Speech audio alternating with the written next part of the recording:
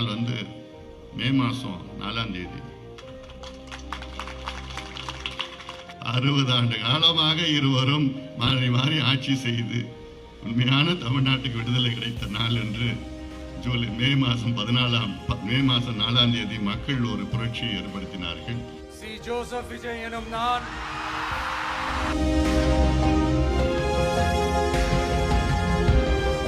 கடந்த ஆட்சியில் யாருக்குமே ஒரு விடுதலை இல்லாத ஒரு சூழல், ஜனநாயகம் இல்லாத ஒரு சூழல். ஊடகம் என்பது 4வது தூண் ஜனநாயகத்தில். ஆனால் அது 5 ஆண்டு காலத்திலே அப்படி ஒரு சூழல் இல்லை. இப்பொழுது அது மாறி இருக்கிறது. இப்பொழுது அத்தனை ஊடகங்களுக்கும் இன்னைக்கு தைரியமாக செயல்பட்டுக் கொண்டிருக்கின்றால் அதை வரவேற்கின்றோம். மனசுல இருக்கு, நிறைய இருக்கு, பேசணும்னு இருக்கு. ஆனா இந்த மேடை அது இல்லை. ஏன்னா ஒரு சில நாட்களுக்கு முன்பு ஒரு முக்கிய தலைவர் எனக்கு பேசினார். தமிழ்நாட்டில் ஒரு முக்கிய தலைவர் தொலைபேசியில் பேசினார். நான் ஒரு அறிக்கை வெளியிட்டேன் ஒரு 2-3 நாட்களுக்கு முன்பு. அந்த அறிக்கையில தமிழ்நாட்டில் உள்ள தமிழ்நாடு நாள் என்று கொண்டாடப்பட வேண்டிய தேதி நவம்பர் 1 என்று அறிக்கையில் வெளியிட்டேன். ஆனால் கடந்த திமுக ஆட்சியில தமிழ்நாடு நாள் என்று ஜூலை 18ஆம் நாள் அவர்கள் அந்த தேதியை மாற்றி ஜூலை 18ஆம் நாள் கொண்டாடுகின்ற ஒரு சூழலை உருவாக்கினார்கள் கடந்த திமுக ஆட்சியில். இந்த அரசும் அதை கடைபிடித்து தமிழ்நாடு நாள் என்றால் ஜூலை 18 என்று கடைபிடித்து அந்த திமுகவுடைய கொள்கையை தொடர்ந்து இவர்களும் அதை கடைபிடித்த ஒரு சூழல். அதை திருத்த வேண்டும் என்ற நோக்கத்திலே ஒரு அறிக்கை வெளியிட்டேன். அப்போது ஒரு முக்கியமான தலைவர் என்கிட்ட பேசினாரு. சார், நீங்க அதெல்லாம் விட்டுடுங்க, ஜூலை 16 விட்டுடுங்க, 18 விட்டுடுங்க, ஜனவரி 14 விட்டுடுங்க, நவம்பர் 1 விட்டுடுங்க. ஆனா உண்மையா தமிழ்நாடு விடுதலை கிடைச்ச நாள் வந்து மே மாதம் 4ஆம் தேதி. இது அவருடைய கருத்து. அவர் சொன்ன கருத்து 60 ஆண்டு காலமாக இருவரும் மாறி மாறி ஆட்சி செய்து உண்மையான தமிழ்நாட்டுக்கு விடுதலை கிடைத்த நாள் என்று மே மாதம் 4ஆம் தேதி மக்கள் ஒரு புரட்சியை ஏற்படுத்தினார்கள், ஒரு மாற்றம் கொண்டு வந்தார்கள் என்று இது அவருடைய கருத்து.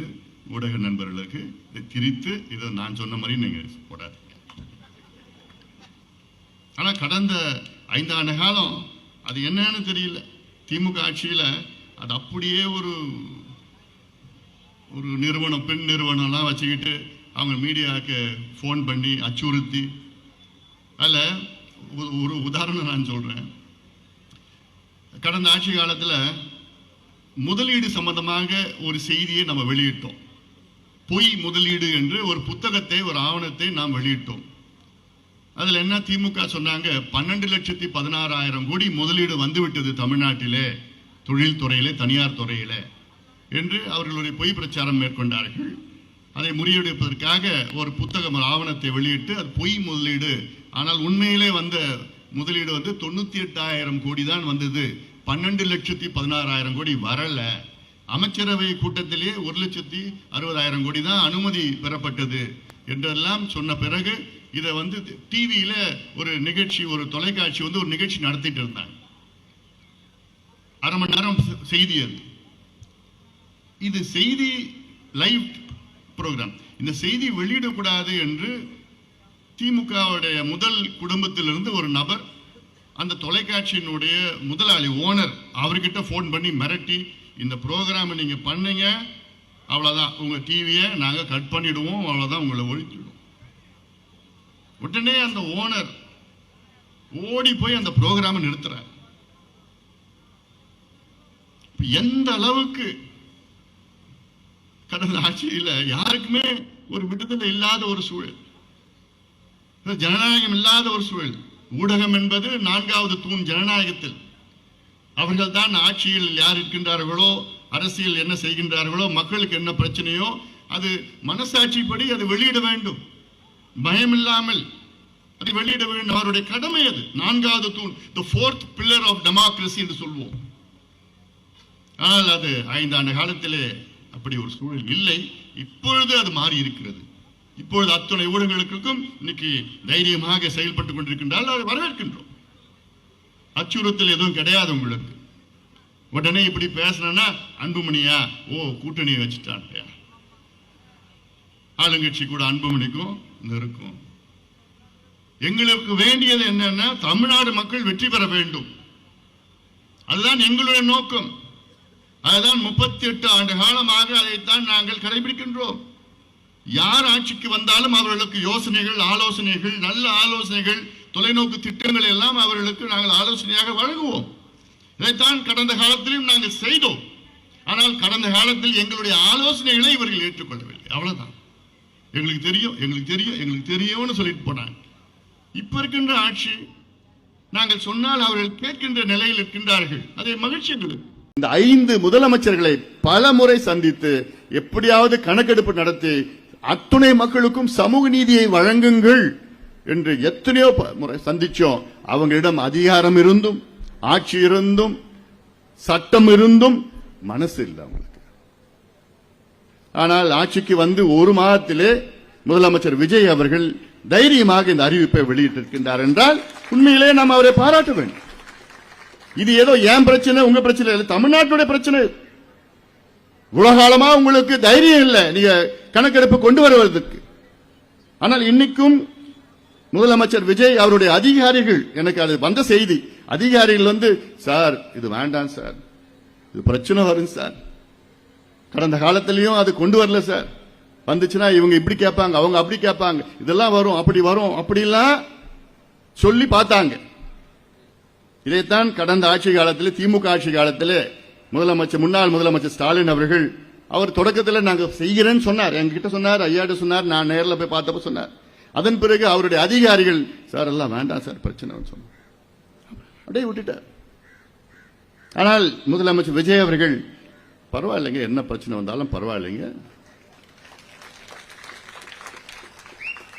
இது நான் தேர்தல் அறிக்கையில் வாக்குறுதி கொடுத்திருக்கின்றேன், அது மட்டும் இல்லை இது ஒரு சமூக நீதி பிரச்சனை என்று தைரியமாக அதிகாரிகளை சொல்லி இதை அறிவிக்க வேண்டும் என்று சொல்லியிருப்பது இது உண்மையிலே பாராட்டக்கூடிய செய்தி. அதற்காகத்தான் 4 சட்டமன்ற உறுப்பினர்களையும் முதலமைச்சர் விஜய் அவரிடம் அனுப்பி வைத்து ஒரு நன்றி சொல்லுங்கள். நான் முதலமைச்சர் விஜய் அவர்களை சந்தித்த நேரத்திலே அப்பொழுது நீர்வளத்துறை அமைச்சர் புசி ஆனந்த் அவர்கள் அங்கே வந்து அண்ணா எங்களுடைய ஆபீஸ் வந்துட்டு போங்கன்னு சொன்னாரு. அப்ப சொன்னேன், நான் உங்க ஆபீஸுக்கு நான் வரேன் என்னைக்குன்னா நீங்க நீர் சம்பந்தமான அத்துணை தமிழ்நாட்டில் அத்துணை பிரச்சனைகளை பற்றி நான் பேச வேண்டும், உங்களுடைய அதிகாரியிடம் நான் பேச வேண்டும், அதற்கு ஒரு நாள் குறிப்பிட்டு ஒரு நேரத்தை ஒதுக்கி அதில் நானே வருகின்றேன். அவர் சொன்ன இல்ல நான் வரேன், இல்ல சொன்ன இல்ல இல்ல நான் உங்க ஆபீஸ்க்கு வரேன், உங்க ஆபீசர்ஸ் எல்லாம் ஐஏஎஸ்ல இருந்து நம்ம டெக்னிக்கல்ல இருந்து எல்லாரையும் வர வைங்க, நான் அவங்க கிட்ட தமிழ்நாட்டில் உள்ள நீர் மேலாண்மை திட்டங்களை பற்றி நான் பேச வேண்டும், எனக்கு கிட்டத்தட்ட 2 மணி நேரம் ஆகும் அப்படி சொன்ன. நிச்சயமா என்னைக்குன்னு சொல்லுங்க. அப்புறம் நான் தேதி சொன்னேன். அதுதான் அந்த சந்திப்பு தான் நடந்தது. உடனே சில ஊடகத்தில் அன்புமணியும் புசியானந்தும் பேச்சுவார்த்தை முடிச்சுட்டாங்க, இவங்களுக்கு இவ்வளவு அமைச்சர்கள் இவ்வளவு வந்துடுச்சு சேர்ந்துட்டாங்க. ஆக்கப்பூர்வமான அரசியல் பாட்டாளி கட்சி. எங்கள் நோக்கம் தமிழ்நாட்டுடைய நீர் திட்டங்கள், நிலுவையில் இருக்கின்ற நீர் திட்டங்கள், அதாவது 60 ஆண்டு காலம் இந்த 2 கட்சிகளும், அதென்ன சொல்ல திராவிட கட்சிகள் தமிழ்நாட்டுக்கு அதாவது செய்த, நான் துரோகம் சொல்ல மாட்டேன், அது கிட்டத்தட்ட அந்த வார்த்தை நீங்க மனசுல வச்சுக்கலாம். திராவிட கட்சிகளுடைய மிகப்பெரிய தோல்வி தமிழ்நாட்டில் 60 ஆண்டு கால தோல்வி என்பது நீர் மேலாண்மையிலே அவர்களுக்கு முக்கியத்துவம் கொடுக்காததுதான். ஏன்னா அவங்க அதை பத்தி என்னன்னு தெரியல, அதான் பிரச்சனை. ஒரு மாநிலத்திற்கு முதன்மை பிரச்சனை, முதன்மை தேவை என்பது நீர் மேலாண்மை, வாட்டர் மேனேஜ்மெண்ட். இது எத்தனையோ மாநிலங்களை நான் பார்த்திருக்கிறேன். பக்கத்து மாநிலங்கள் எடுத்துக்கங்க, உதாரணம் தெலுங்கானா, ஆந்திரா, கர்நாடகா, கேரளா, மத்திய பிரதேஷ், மகாராஷ்டிரா, ஒரிசா, ஏன் குஜராத், இத்தனை மாநிலங்களிலும் நீர் மேலாண்மையில் லட்சக்கணக்கான கோடி ரூபாய் முதலீடு செய்திருக்கின்றார்கள், லட்சக்கணக்கான கோடி ரூபாய். ஆனா தமிழ்நாட்டில் எதுல முதலீடு செஞ்சிருக்கிறாங்க? மாசம் 1000 ரூபாய் தரேன், பொங்கலுக்கு ஒரு கரும்பு, ஒரு வெள்ளம், ஒரு இதுக்கு வேணான்னு சொல்லல. தமிழ்நாட்டில் என்ன பிரச்சனை? முக்கியமான பிரச்சனை இன்னைக்கு குடிக்கிறது தண்ணி இல்ல, விவசாயம் இல்ல, சண்டை போட்டுட்டு இருக்கிறோம். பிச்சை எடுத்துட்டு இருக்கோம். கேரளா கிட்ட தண்ணிக்கு பிச்சை எடுக்கிறோம், கர்நாடகாவில் பிச்சை எடுத்துட்டு இருக்கோம், தண்ணிக்கு பிச்சை எடுத்துட்டு இருக்கோம், ஆந்திராவில் பிச்சை எடுத்துட்டு இருக்கோம், சண்டை போட்டுட்டு இருக்கிறோம், வழக்கு போட்டுட்டு இருக்கிறோம். ஆனால் இருக்கிற திட்டங்கள் தண்ணி வந்துச்சுன்னா அந்த திட்டங்களுக்கு முக்கியத்துவம் கொடுக்கல, நம்ம பண்ணல. நம்ம அது என்னென்ன செய்யணும், என்னென்ன திட்டங்கள் இருக்கு, என்னென்ன நிலுவையில் இருக்கு திட்டங்கள் இருக்கு, இதை அதுக்கு முக்கியத்துவம் கொடுக்கணும்னு நாம சொல்லிட்டு வரோம். அப்ப அன்னைக்கு போய் பேசுனது என்னன்னா, காவிரி குண்டார் திட்டம். காவிரியில உபரிநீர் போகுது, கடல்ல போற தண்ணிய தென் மாவட்டங்களுக்கு திருப்பி விடும். தென் மாவட்டம் விருதுநகர் மாவட்டம், நம்முடைய பொருளாளர் அவங்க இருக்கிற மாவட்டம். காவிரி எங்க இருக்குது, விருதுநகர் எங்க இருக்கு? ரெண்டு பெரிய ஆற தள்ளி போனோம், தாண்டி போனோம். காவிரி வடவெள்ளார் அதுல இணைச்சி, அதுக்கப்புறம் வைகையை இணைச்சி, அப்புறம் குண்டார் இணைக்கிற திட்டம். இந்த திட்டம் நிறைவேறினால் 6 மாவட்டங்கள் செழுமை அடையும், விவசாயம் பெருகும், பொருளாதார முன்னேற்றம் வரும், குடிநீர் பிரச்சனை தீரும். அதே போல் மேட்டூர் உபரிநீர் திட்டம், அத்திக்கடவு அவிநாசி திட்டம் 2ஆம் பாகம் திட்டம், தர்மபுரி ஒகேனக்கல் உபரிநீர் திட்டம், தோனி மடுவு திட்டம், நந்தன் கால்வாய் திட்டம், இதெல்லாம் எல்லாமே பாலார் தென்பெண்ணை செய்யார் இணைக்கின்ற திட்டம், இதெல்லாம் பத்தி பேசிட்டு இருந்தேன். நல்லார் பாம்பார் திட்டம், பாண்டியார் புன்னம்பழா திட்டம், இப்படி எல்லாம் அத்துணை திட்டங்களை பற்றி அன்னைக்கு நான் 1.5 மணி நேரம் பேசினேன், அதிகாரிகிட்ட பேசினேன். ஆனா என்னன்னா, அதிகாரிகளுக்கும் அமைச்சர் புதுசா வந்திருக்கிறார், அவருக்கு அந்த அளவுக்கு தெரியல. அவ்வளோ நமக்கு தமிழ்நாட்டு பிரச்சனைகளை பத்தி அவ்வளோ தெரியுது, ஒவ்வொரு பிரச்சனையை பத்தி தெரியுது. ஆனா நமக்கு ஆட்சி அதிகாரம் வரல இன்னும். ஆனா உண்மை வரும், நிச்சயமா வரும். ஒவ்வொரு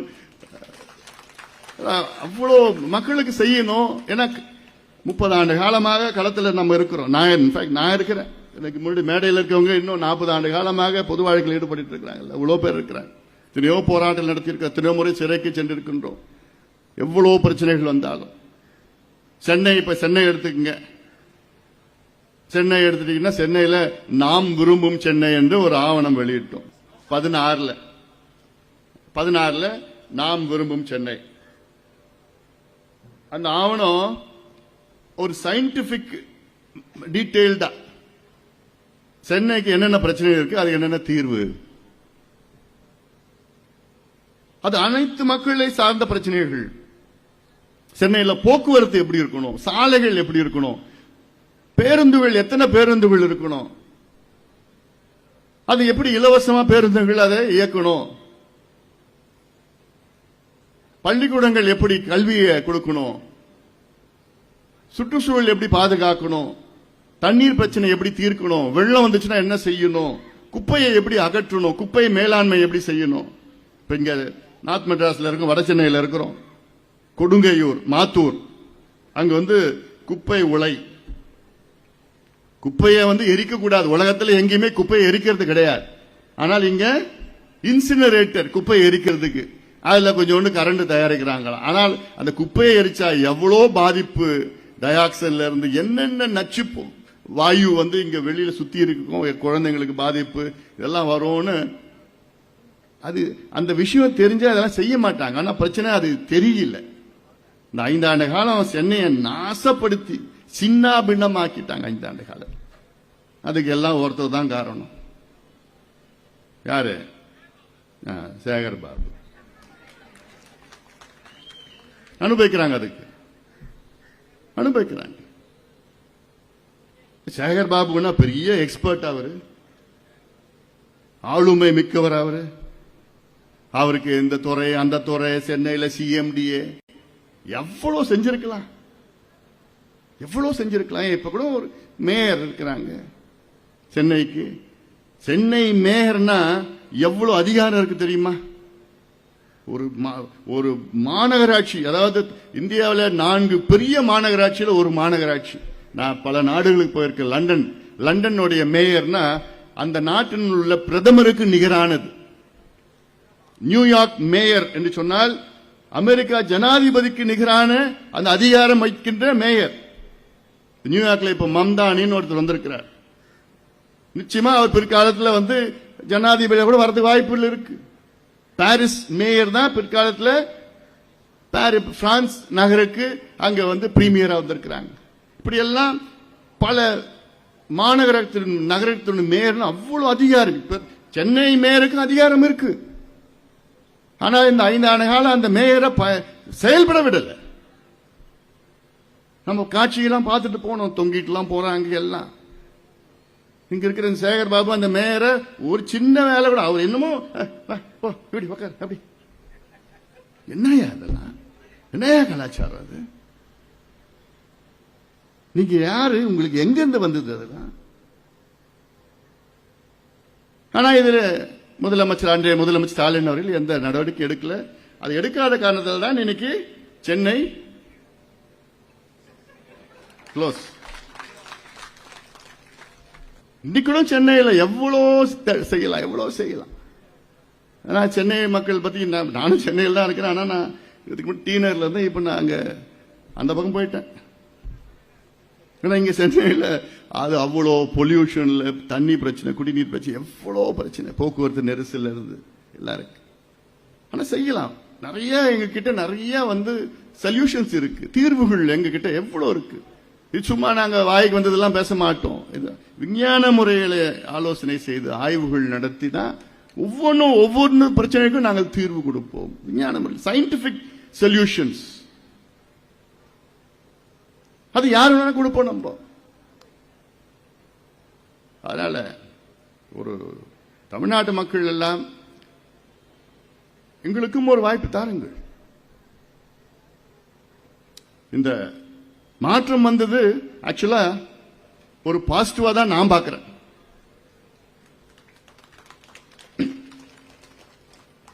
தேர்தலில் நம்மளும் ஒரு கூட்டணியில் போட்டிட்டோம். ஏன் நான் ஒரு பாசிட்டிவா பார்க்கிறேன்னா, இது தமிழ்நாட்டு மக்களுடைய உணர்வு.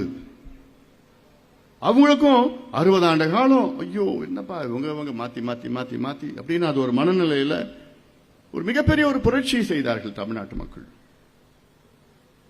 பக்கத்து நாடுகள் இலங்கையில நினைச்சு பாருங்க, இளைஞர்கள் எல்லாம் சேர்ந்து ஒரு புரட்சி பண்ணாங்க. ஆனால் அதுல அசம்பாவிதம் நடந்தது, வன்முறையெல்லாம் ஈடுபட்டு. ஆனாலும் ஒரு ஆட்சி மாற்றம் இலங்கையில நடைபெற்றது. நேபாள் அங்கேயும் பார்த்தா இளைஞர்கள் ஜென்சி அவங்க வந்து தெருவில் வந்து அங்க அத்தனை ஊழல் அங்க செய்த அந்த ஆட்சியை தூக்கி எறிந்து ஒரு புதிய ஆட்சியை கொண்டு வந்தார்கள். அங்கேயும் வன்முறை நடந்தது.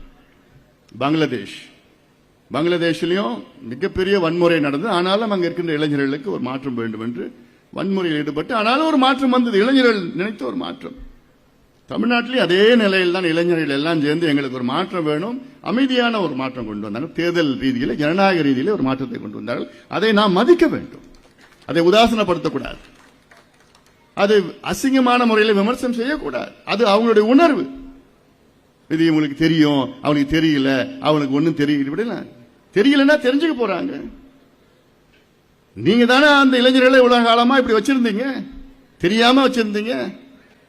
தெரிஞ்சுக்கிறாங்க, தெரியறது ஆர்வம் வந்திருக்குது, தெரிஞ்சுக்க போறாங்க. இதே இளைஞர்கள் இன்னைக்கு ஆட்சி மாற்றத்தை கொண்டு வந்த இளைஞர்கள் நாளை இப்ப இருக்கின்ற தமிழகத்தின் ஆட்சி சரியில்லை என்றால் அவர்கள் முதல்ல வீதியில நிற்பது அவங்க தான் நிக்க போறாங்க.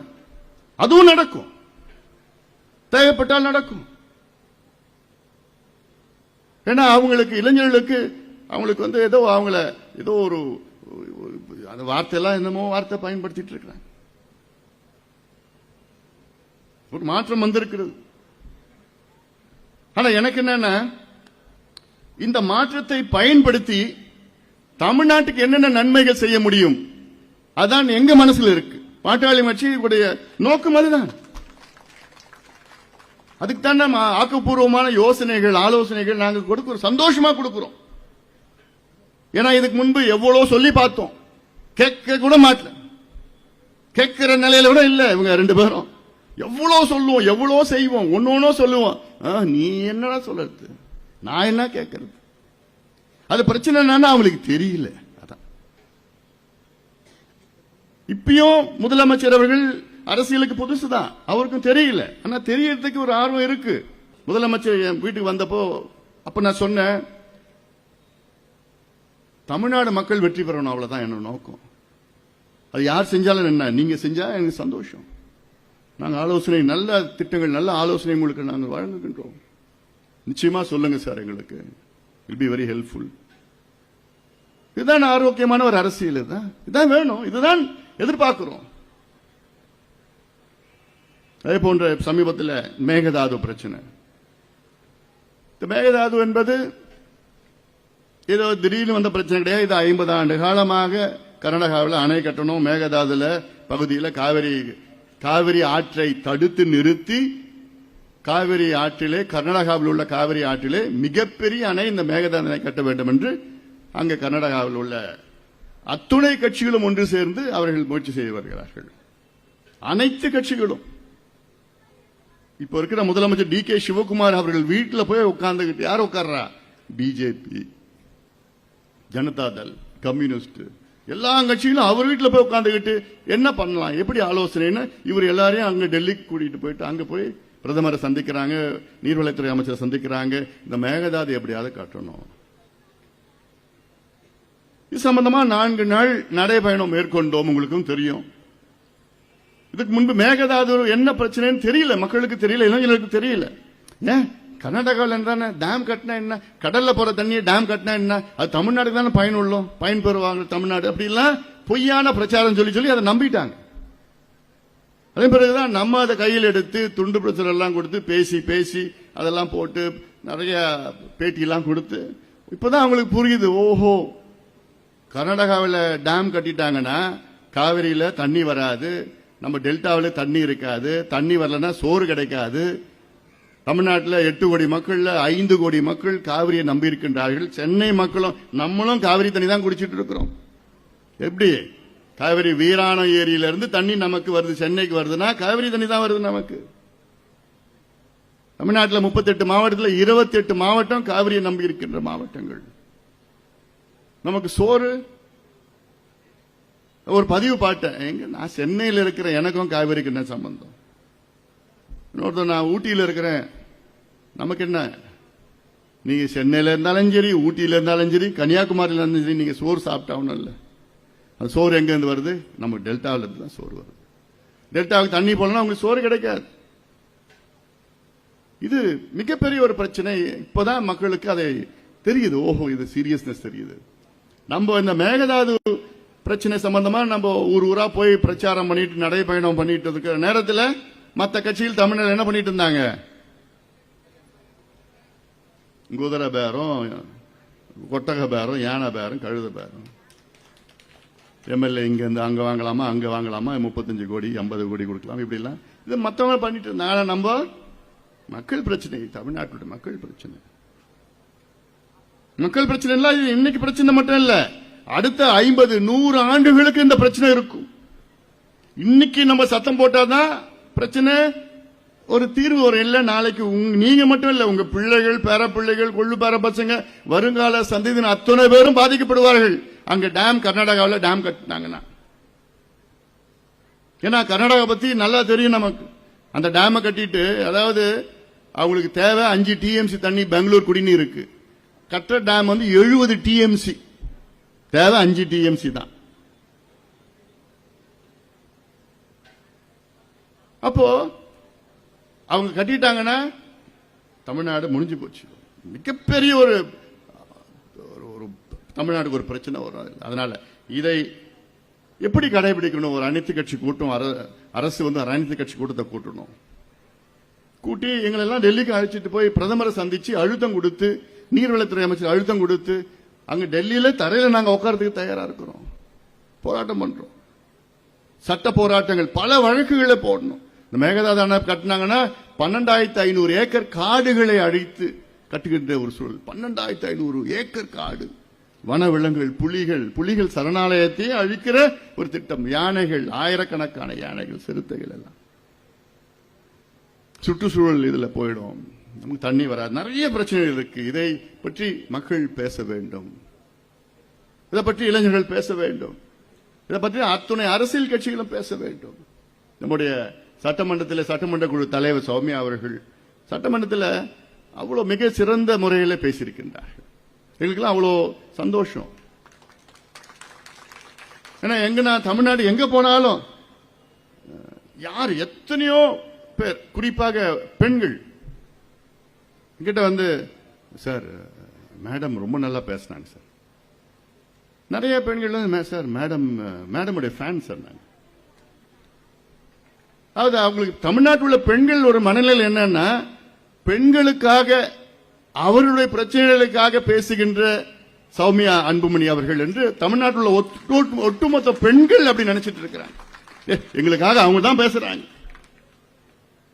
பெண்கள் மட்டுமில்ல, நான் இந்த நடைபயணம் போறப்போ விவசாய சங்க கூட்டம், அவ்வளவு விவசாய சங்க தலைவர்களை சந்திச்சேன்.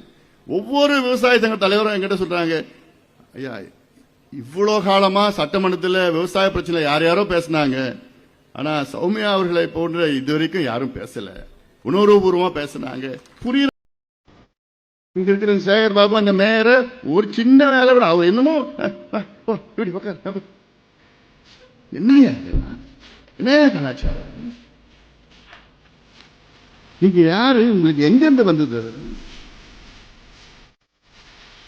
ஆனா இதுல அன்றைய முதலமைச்சர் ஸ்டாலின் அவர்கள் எந்த நடவடிக்கை எடுக்கல. அதை எடுக்காத காரணத்தால் தான் இன்னைக்கு சென்னை